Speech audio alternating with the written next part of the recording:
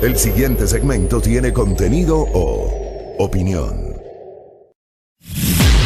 La entrevista en A Primera Hora. Analizamos los hechos del momento junto a sus protagonistas. 8 de la mañana con 2 minutos. Antes, recordar a nuestra audiencia, todos invitados al cuarto Congreso Internacional en Sostenibilidad Energética 2019. 3 días de charlas magistrales con expertos nacionales e internacionales, exposiciones, feria científica de emprendimientos, desde el 18 al 20 de noviembre en la plataforma gubernamental norte. Invitados, estudiantes, académicos y profesionales del área energética. Las inscripciones a través de congresoidi.geoenergia.gov.es. Ramiro Aguilar Torres visita nuestra mesa de trabajo, ex legislador, jurista, penalista, quien hoy patrocina la defensa de la prefecta de la provincia de Pichincha, Paola Pavón. Mi doctor. Muy buenos días, Fabricio, Alexis, un gusto estar con ustedes. Un saludo muy cordial a la audiencia, que salgan puestos ponchito, bufanda, gorro, antes está haciendo un frío del diablo. A usted le vemos elegantemente ataviado, me imagino, para la audiencia de hoy. Hoy tengo audiencia, así es. Bueno, ¿cómo está, digamos, la situación? ¿Cómo ve la situación de la audiencia de hoy? Mire, si el juicio contra Paola Pavón, específicamente porque la audiencia de habeas corpus de hoy es contra ella, fuese un juicio limpio, un juicio sin interferencia política, sin esta intención de la Fiscalía de convertirse en un instrumento de persecución política, Paola Pavón debería salir libre y tarde. Es decir, la sala de la niñez y la familia, que debe conocer la audiencia de habeas corpus en la Corte Provincial hoy a las 4 de la tarde, tiene todos los elementos suficientes como para disponer su inmediata libertad. Vamos a ver cómo reacciona la justicia en esta nueva oportunidad de evidenciarse imparcial. Entiendo que como abogado y obviamente la señora Pavón como procesada en este caso están tratando de agotar todos los recursos necesarios para que pueda ser juzgada o procesada en libertad y pueda defenderse en libertad, doctor. Pero a mí me queda la inquietud de unas declaraciones que las ha dado usted en varias entrevistas que he conseguido estos días a portales y a medios de comunicación en nuestro país, y las que dijo la señora Pavón el día lunes durante su comparecencia en la comisión que investiga lo sucedido durante el paro de octubre, y es que van tras la prefectura, no tras necesariamente Paola Pavón. Y ella dijo, yo estoy detenida por ser correísta y lo que quieren es despojarme de lo que gané en las urnas. Entonces, ¿qué esperanzas le quedan? Mire, yo ratifico eso, es decir, la intención del gobierno del presidente Moreno y de la presión que ejerce la ministra de Gobierno, la ministra María Paula Romo, sobre la fiscal Salazar, y esta a su vez sobre los jueces, no tiene otro propósito sino el de tomarse la prefectura de Pichincha, que perdieron en las elecciones de este año. ¿Y por qué le digo esto? Porque Paola Pavón, en teoría, solo podría permanecer 60 días con licencia sin sueldo, ausente del cargo que ganó por elección popular. Y la instrucción fiscal que se ha abierto contra ella, en principio iba a durar 90 días, se prolongaron 30 más por la vinculación del ex asambleísta Virgilio Hernández, y en consecuencia serán 120 días. Eso hace que, si es que se mantiene esta ilegal orden de prisión, de hecho, la prefectura de Pichincha será despojada a su legítima ganadora, que es la señora Paola Pavón.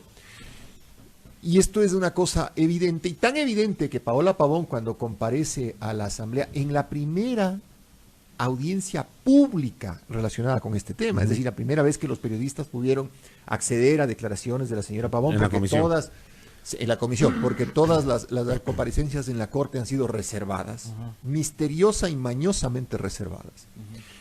Paola dijo al pueblo ecuatoriano, le dijo a los medios de comunicación y a la asamblea, pónganme, no un grillete, 2, 3, 5, 6, 7, 10 grilletes. Los que quieran. Los que quieran. Pero permítanme regresar a ejercer el gobierno de la provincia de Pichincha. Y citó algunos casos, ¿no, doctor? Por ejemplo, el del prefecto de la SUAY, que también fue parte de las protestas, que estuvo en la toma de la asamblea y que no es procesado y que no está privado de su libertad. El del prefecto de Sucumbíos. El de la alcaldesa de Guayaquil. Que movilizó volquetas, etcétera. Correcto. Etcétera. Y en la propia comisión, dos asambleístas, César Ron el uno y el otro Héctor Yepes, dijeron abiertamente que ellos en las marchas del 2015 contra la ley de plusvalía y herencia habían salido a gritar fuera Correa fuera, y que eso no significaba en absoluto un delito de rebelión y que ninguno de los dos ni estaba preso ni esperó nunca estar preso. ¿Cómo se configura y se prueba o debería probar el supuesto delito de rebelión? A ver, la rebelión parte de un hecho que es fundamental y es que usted tenga un grupo armado. Si no hay grupo armado, no hay rebelión. Y ese grupo armado tiene que buscar que no se reúna la Asamblea Nacional, es decir, impedir la reunión de la Asamblea Nacional, desconocer la Constitución o cambiar el orden constituido, es decir, tomar el poder por asalto, por revolución, por conmoción violenta, por una guerra civil. Esa es una rebelión. Y para que se demuestre la existencia del delito de rebelión, tiene que haber las armas, las balas, los insurgentes, o sea, los alzados en armas. ¿Y no hay nada de eso? No hay absolutamente nada de eso. Mire, es tan cierto lo que le estoy diciendo que, y pongo un ejemplo, ponía ayer en El Comercio un ejemplo que es doloroso, pero que es necesario ponerlo. A los lugartenientes de Huacho, de la persona disidente de las FARC, que quiso poner explosivos en puentes y en postes de luz en Esmeraldas, que le capturaron a sus lugartenientes con armas de grueso calibre, que participó en el secuestro de los periodistas del Comercio y que quiso tener como interlocutor al Estado ecuatoriano. Y que estuvieron en el atentado de San Lorenzo. Y que estuvieron en el atentado de San Lorenzo contra el cuartel de la policía. Ellos no fueron juzgados por rebelión. Sí, ¿no? Por terrorismo. ¿Cuál es la causal? Creo que era por tenencia de armas, por tráfico de armas, de alguna vaina de esas. Pero rebelión no fue. Es decir, hay que rescatar también una de las expresiones del ex asambleísta Hernández, que es una persona estudiosa, quien le mencionaba a la Asamblea Nacional que desde el regreso a la democracia, desde 1979, no se ha establecido un solo juicio por el delito de rebelión. Ni siquiera los ABC. Ni siquiera los ABC. ¿Esta es la primera vez? Esta es la primera vez. A ver, los doctor. ABC, ni los Montoneras Patria Libre. A ver, doctor, preguntas puntuales. Dele. ¿Hubo o no intención de la prefecta de Pichincha de desestabilizar al gobierno del presidente Moreno a través de reuniones con personajes como Virgilio Hernández o Gabriela Rivadeneira en el despacho de la prefectura en el piso 21? No. Es falso eso. Eso es falso. Hay una declaración de un funcionario de tercer nivel de la prefectura que asegura que entraban y salían y que se reunían y que incluso ordenaron desmontar el sistema de cámaras de vigilancia del piso 21. Sí, pero este soplón, soplón, pues así hay que decirlo. No sé ni quién es el nombre, no me lo diga. Pero ¿qué es lo que dice? Yo vi subir, yo vi que desconectaron los ascensores, yo vi que subían al piso 21 y que se apagaron las cámaras. Sí, señor, pero usted estuvo en la reunión, supo lo que se trató. No. Entonces, ¿cómo puede usted asegurar que se trató en la reunión? O sea, la reunión tuvo como propósito desestabilizar a alguien, pegarse un trago, hacer chistes. ¿Qué pasa con las respuestas obvias, además, ¿no? Con Tertulio. Sí, lo comentamos ¿Por aquí, qué ¿no? se reunían en la prefectura? Porque la prefecta es Pavón. Yo no sabía, por ejemplo, y no sé si tú tenías conocimiento de eso, Virgilio Hernández era funcionario de la prefectura, es asesor de la prefecta. Fue asesor de la prefecta por temas de esas cosas que le gustan al Virgilio, que es del COTAD, la organización, la descentralización, los gobiernos autónomos centralizados. Y de hecho él fue presidente de la Comisión de Gobiernos Autónomos Descentralizados y el que hizo el COTAD. Oiga, ¿y ¿cómo es la palabra? ¿Intercepciones o interceptaciones? Interceptaciones. Las interceptaciones de las llamadas telefónicas, de las comunicaciones telefónicas. Según la Fiscalía, ahí hay evidencias. Pero eso dice la Fiscalía. Hasta ahora... ¿Usted ha revisado eso? No, ninguna de las partes ha tenido acceso a las grabaciones de audio y video o a las interceptaciones o a los progresivos, que se llaman en la Fiscalía. ¿Y por qué los medios de comunicación han publicado presuntos chats? Porque la Fiscalía en esto está ávida de protagonismo político y está ávida de sembrar en la ciudadanía la idea de que 3 dirigentes del correísmo son autores del delito de rebelión. Yo le preguntaba ayer al periodista del Comercio, al aire, viéndoles como a Giovanni Tipanuiza. Sí, señor. Hoy le decía, oiga, ¿de dónde sacaron ustedes las grabaciones? Porque el Comercio saca las grabaciones, y creo que Teleamazonas también. Porque déjeme oír. O sea, usted que es el abogado, ¿no? Nosotros como parte no hemos tenido acceso a las grabaciones. Se van a hacer las audiencias de materialización recién en diciembre. Y el Comercio ya las tenía. Entonces diga, hágame un favor, para poder responderle su pregunta, hágame oír. Obviamente ya y le digo, y ojo, ni siquiera le voy a preguntar quién se las dio en la Fiscalía. Solo quiero oír. Y Y me parece absolutamente reprochable que la Fiscalía esté violando la reserva que la propia Fiscalía impuso, porque si a mí me preguntan si cualquiera de las cosas que he oído en las audiencias es digno de reserva, nada. Hay algunas cosas que nos han llamado a nosotros poderosamente la atención, doctor. A propósito de esto que usted acaba de señalar, que me parece que es gravísimo en un Estado de Derecho que la Fiscalía esté tratando de ganar protagonismo político y haya tenido un manejo comunicacional tan errático a través de sus redes sociales. Quiere ganar el juicio en Twitter. Ejemplo, lo que se publicó tras del allanamiento en las dos viviendas, tanto la de Paola Pavón, donde dijeron que se encontró droga, que es mentira, y la de Virgilio Hernández, donde se encontró dinero y tarjetas de crédito. Explíquenos, por favor, qué fue lo que pasó realmente ahí, qué es lo que se encontró. A ver, en la casa de Paola no se encontró nada, absolutamente nada relacionado con estupefacientes o psicotrópicos. Nada. ¿De dónde salió esa droga que publicaron en Twitter Fiscalía? Aparentemente, y esto no lo podremos saber, ¿por qué? Porque como abortaron el proceso de persecución a Gabriela Rivadeneira, no sabemos qué se encontró en el allanamiento de la casa de Gabriela Rivadeneira.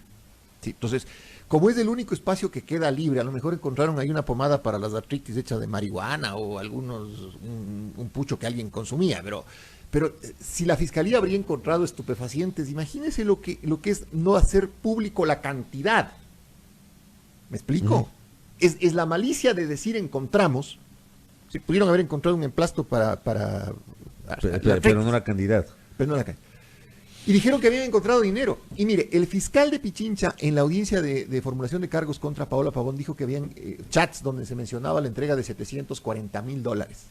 ¿Sabe qué dice la parte del fiscal que tenía por escrito y que después pasó a la audiencia? 740. No 740. O sea, es verdad lo que dijo Cristian González en la comisión de que no eran 740,000, sino $740. Absolutamente cierto. Y el dinero que se encuentra, no en la casa de Virgilio Hernández, sino en un allanamiento infame, que no tiene nada que ver con el proceso que se hizo al asistente de Virgilio, la señorita Araceli Ceballos, fueron $5,100. $5,100. Con la libreta correspondiente de aportes de los militantes del movimiento Revolución Ciudadana Compromiso Social para financiar los gastos del mes del movimiento, es decir, pagar la sede, pagar el internet, pagar a las personas que hacen la logística. Entonces, ustedes pueden ver que yo le invito a la ciudadanía a que haga esta reflexión. Si la Fiscalía tuviera en realidad la seriedad institucional, la vocación seria de decir la verdad, si habrían encontrado armas o indicios de subversión en el país, ¿no creen que lo primero que habría hecho con responsabilidad para el país es hacer una rueda de prensa y exhibir las armas? ¿No creen que lo primero habría sido exhibir las proclamas subversivas, los símbolos del movimiento? Acuérdese que durante los episodios del 3 al 13 de octubre mostraron en el aeropuerto de Quito a un grupo de personas que supuestamente eran venezolanos. Un actor político dijo que eran venezolanos que ingresaron al Ecuador con sus ametralladoras para subvertir el orden constituido y resulta que terminaron siendo taxistas de Uber. Exacto. Y la Fiscalía, en cada allanamiento que es reservado, saca su fotito de Twitter, ¿no? ¿El proceso en este momento es reservado? ¿Está en fase de indagación previa? No, es instrucción fiscal. Ya, pero como ya es delito de rebelión, fiscal. es que es el delito político del libro, pues, mi querido Fabricio. Le acusan a usted de rebelión, le hacen el proceso reservado, la prensa ni la sociedad puede entrar a hacer control social en las audiencias. Pero la prensa recibe pues los chats. Las partes no tenemos acceso a los progresivos ni a las grabaciones de audio y video. No toda la prensa. ¿Ustedes la tienen? No, pues a nosotros no. Si la Fiscalía viene ese por es el acá, pues, punto. oiga, doctor, Nosotros no. Ese es el punto. Ese es el punto. Le voy a plantear una pregunta que se hacía el contertulio días atrás y que los amigos oyentes nos están insistiendo que debe haber una respuesta de un jurídico y qué mejor en este caso que sea el abogado de Paola Pavón y de Virgilio Hernández. ¿Por qué no están presos los dirigentes indígenas, líderes de la movilización de octubre? Que ellos, digamos, sí estuvieron al frente, estuvieron comandando durante 11 días, el uno habló de constituir un ejército y demás, aunque también quisiera que explique eso, ¿no? Entre lo que es hacer y lo que es decir. Hay una cosa en derecho que se llama resolución manifestada, porque pensar no es delito. Yo puedo pasar frente a un banco y pensar, es decir, voy a robarme el banco. Mientras no haya policía del pensamiento y no haya lectores del pensamiento, el pensamiento se queda en mi fuero interno y no tiene relevancia penal, decían nuestros profesores. Pero puede ser que usted avance un poquito más y hable y diga, se reúna con un amigote y le diga, oye, ¿por qué no vamos a asaltar el banco? Es una resolución manifestada. Lo que usted estaba pensando lo expresa, lo verbaliza. Materializo. Lo verbaliza. Lo habla. verbaliza primero. Correcto, Lo lo anuncia. verbaliza, lo anuncia. Por eso se llama resolución, resolví asaltar el banco y la manifiesto. En derecho, la resolución manifestada tampoco tenía relevancia penal, porque no se lesiona el bien jurídico con la saliva, con el sonido. Para que haya relevancia penal es necesario que se empiecen a realizar actos ilícitos conducentes a la producción del resultado. Quiero asaltar un banco, entonces me robo un auto, consigo armas, me vinculo con un ñato que abra cajas fuertes, rompo la mampara del banco. Organizo todo. Correcto. Para cometer el delito. Correcto. Entonces, respondiéndole el tema de la CONAIE, que el presidente de la CONAIE haya dicho, en las condiciones en las que las haya dicho, que deben tener un grupo interno, un ejército interno, una seguridad interna, es libertad de opinión. Él puede opinar lo que quiera. Puede ser loco, puede sonarnos loco lo que dice, pero es su derecho a opinar. Porque no se materializó Porque esa no opinión. se materializa, correcto. Y en el tema de la CONAIE, mire, yo creo que esto es un avance progresivo de la represión a través de la Fiscalía y no se sorprendan que a través de estos progresivos que están saliendo además de la nada, quieran incluso tener la audacia de vincular a los dirigentes correístas con la CONAIE. Incluso pueden llegar a tener esa audacia irracional y medio inverosímil en términos incluso ya de sanidad mental, porque son capaces de cualquier cosa. Son capaces de cualquier ¿De dónde cosa. aparecieron los grupos vandálicos del 3 al 13 de octubre, doctor? Mire, yo tengo mi teoría porque soy un viejo activista de calle, que en estas últimas manifestaciones no salí porque era obvio que el espacio político lo copaba la CONAIE. Yo no salí. Además, es obvio que si salía y veían un político activo, me arreaban a palos como le arrearon a Tuárez. Entonces, a mí no me gusta que me arreen a palos. Así de sencillo. Pero la CONAIE era la protagonista del evento. Pero yo he visto en las marchas, un grupo de gente violenta que se denominan a sí mismos grupos de combatientes populares, que no sé ni quiénes son ni de dónde salieron. Me parece que son una facción del PCMLE, que para los que son son millennials, el partido se llama Partido Comunista Marxista Leninista del Ecuador, y son extremadamente violentos. Y el Plan B acaba de publicar hace unas 3 semanas un informe de inteligencia, que habla precisamente de este grupo de combatientes populares, que al principio era una escisión del MPD. Sí, son extremadamente violentos. Pero tampoco les veo a los grupos de combatientes populares armados con granadas y queriendo hacer un delito de rebelión. Y los escudos que sacaron en las redes. Artesanales. Es otra acusación de la Los Fiscalía. lanzacohetes que sacaron en las redes. A ver, el tema de los lanzacohetes es así de sencillo, porque también lo mencionó aquí el señor Lazo, y me parece a mí que eso pasa porque nunca han estado en una protesta. Sí. Lo mismo utilizaron en las manifestaciones de 2015 en contra de Correa. ¿Pero qué eran voladores? Sí, esos voladores de fabricación artesanal que los hacen en Chimbo, en Bolívar. Exactamente. Usan un tubo de PVC y usan un tubo de PVC los que no tienen mucho valor. Los de adeveras, como este suscrito, y me imagino que usted, Alexis, lanzábamos voladores de la mano, pelando el carrizo con navaja para que no se quede la punta. Una botellita sabía poner yo. Entonces usted ha sido un grado menor de volatinero. Claro, a mí yo tengo respeto a los explosivos, a mí me da miedo. El PRIOS te lanza con la mano. Claro, así es, en a los riesgo, pueblos. No harán, cuidado, a ver, que me esté oyendo, no harán. Es Ya que ya viene altamente diciembre, peligroso. cuidado. Sí, no harán. Está con tertulia porque es bolivarense, está acostumbrado. A mí me da miedo eso. Yo como mi familia es de origen bolivarense, Ahí le entendí enseguida al Alexis lo que quería decir, pero ha sido volatinero de segundo grado. Mi padre y mi abuelo y quien le habla, volador con la mano, pero ya no lo hago por lo peligroso, porque a veces la mecha es muy corta y puede reventar. Pero aquí es todo, yo creo que hay financiamiento de Maduro y de Venezuela y de Cuba. Creo que Correa con Maduro financia. Creo que vinieron 200 personas de Cuba y de Venezuela para generar. Creo que estaban saqueando la iglesia de San Francisco. Creo que el correísmo está detrás de la quema de la Contraloría. ¿Cuáles son las pruebas, las supuestas pruebas que tendrían para acusar a los líderes del correísmo que por lo que escuché de lo que dijo Paola Pavón y Virgilio Hernández, le escuché a Paola Pavón decir, desde el 9 de octubre estuve metida en mi casa por la misma lectura que usted hizo. La protesta era del movimiento indígena y yo no me iba a arriesgar a que me golpeen. Todos los que hemos hecho política de calle O sea, los que no somos políticos de cafetín, los que hemos hecho política de calle, y perdonen que un poco me quite la chaqueta del abogado y me ponga la chompa del político. Sabemos que las calles son muy volátiles y que no siempre la presencia del político activo es bien vista. Así es. Porque se cree que el político quiere aprovecharse de la organización popular. Entonces, Paola Pavón desaparece de escena política el 9 por la misma lectura que le digo yo. No era el momento de que un político activo asome porque era el momento de la CONAIE. Y lo mismo hace Virgilio Hernández. Pero aquí hay un tema que hay que investigar también. A Virgilio Hernández le llaman a su teléfono. Aparentemente, porque eso es lo que suponemos de los progresivos que dice tener la fiscalía, y alguien le dice, oye, ¿qué pasa en la Balbina? A la persona que contesta el teléfono, porque ni siquiera contesta Virgilio. Y Virgilio le dice, oye, nosotros no, que la persona que contesta el teléfono dice, yo estoy usando el teléfono de Virgilio, pero nosotros no sabemos nada de lo que me estás diciendo. Pero no se olvide que Hernández, Pavón, Rivadeneira y el esposo de Rivadeneira estaban seguidos, interceptados, con interceptaciones de audio y video, con seguimiento personal, con pesquisa personal, Paola Pavón desde las 6 de la tarde del 7 de octubre, y Hernández, Rivadeneira y el esposo de Rivadeneira desde el 8 de octubre.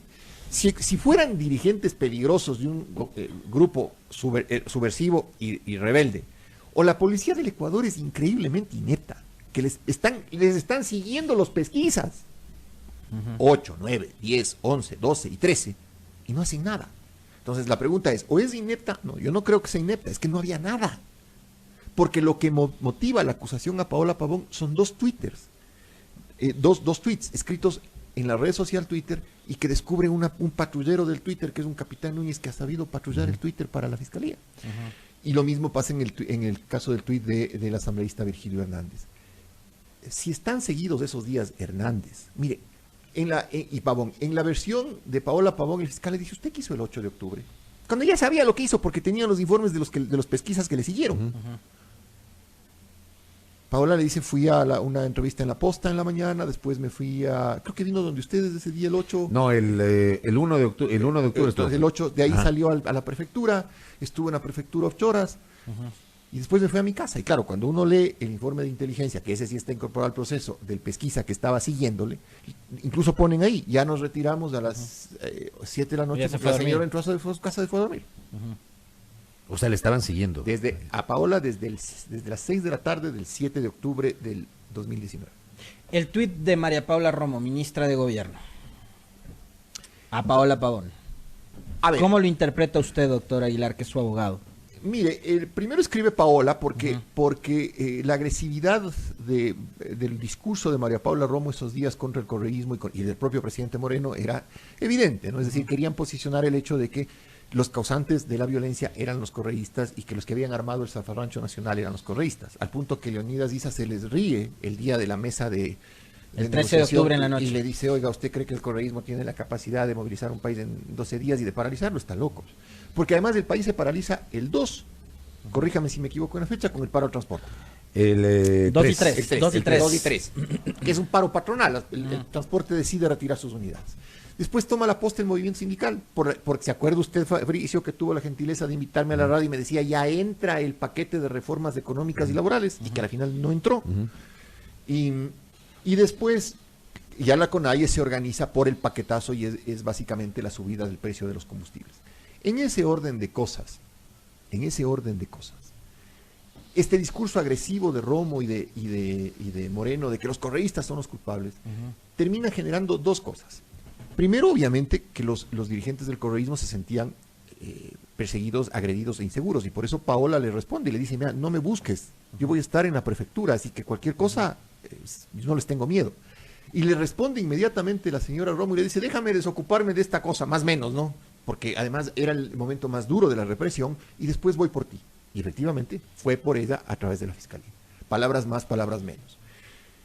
Y dentro de este escenario de violencia verbal y de persecución política del correísmo como movimiento político, quiero puntualizar el hecho de que yo pienso distinto en términos políticos a Paola Pavón y a Virgilio Hernández. Tranquilo, que nosotros no le vamos a acusar de correísta, doctor. Además sabemos que usted es abogado en libre ejercicio. Exactamente. Y además están nutridos bien desde la lactancia. Sí. A nosotros, sí, con ácido fólico. Claro, y con harta leche materna. Sí. Claro, por supuesto. Leche materna, entonces, no leche de tarro. Pero oiga,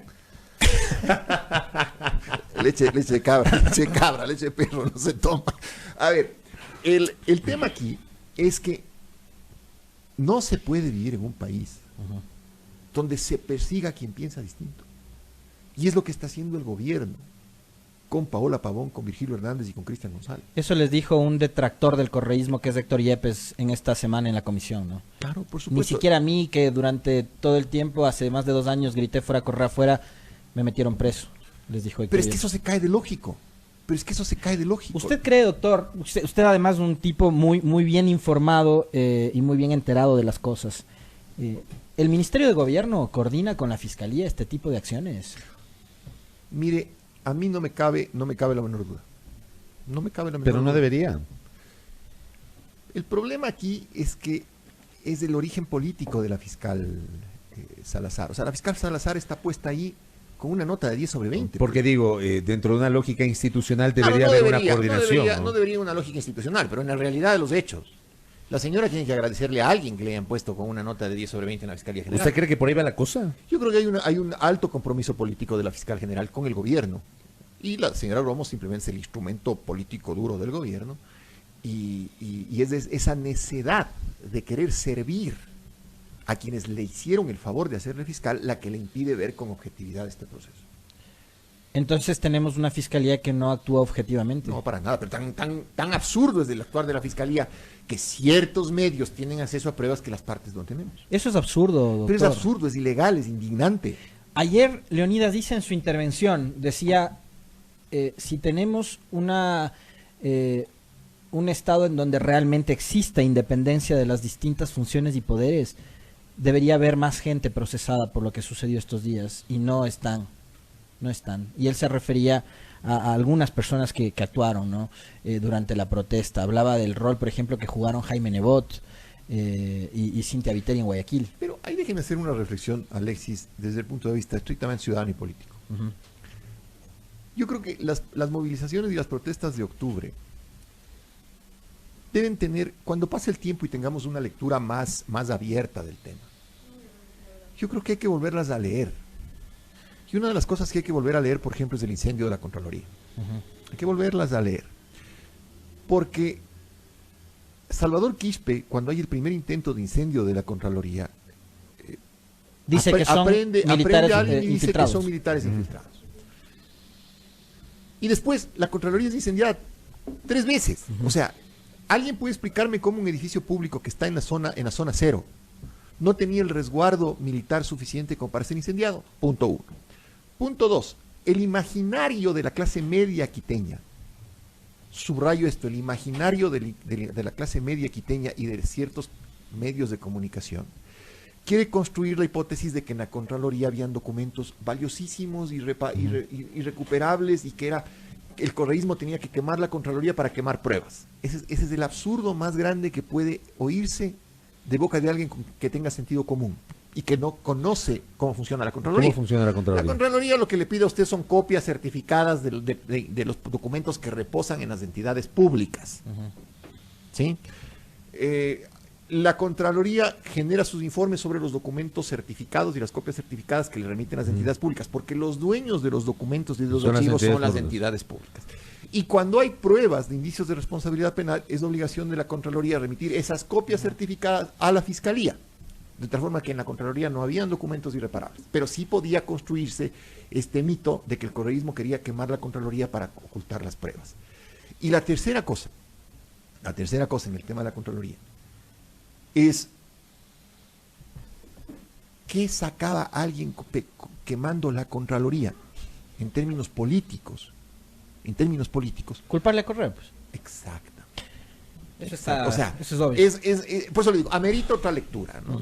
Es como estamos dentro del terreno de la especulación. Pero con el corazón ya no tan caliente y con la cabeza no tan caliente. Claro, por supuesto. Oiga, doctor, En algún una momento. cosa sencillísima, en 10 segundos. La prefectura de Pichincha, para desmitificar ciertas teorías, sacó volquetas No. y obstaculizó carreteras. No, y tanto es verdad esto que la Fiscalía ya ha abandonado esa teoría, porque todas las volquetas y el equipo pesado de la prefectura de Pichincha tiene GPS. ¿Dónde estaban?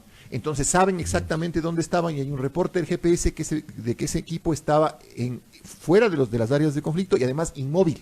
Es decir, no se había movido de sus Entonces, paquetes. hay certeza de que no no, salió. al 100%. Por eso es Ya. que la Fiscalía ya abandonó la teoría esa que circuló primero en redes con unas fotos con un supuesto logo de Doctor, Volquet. y en otros 30 segundos, cortísimo, con esto cierro.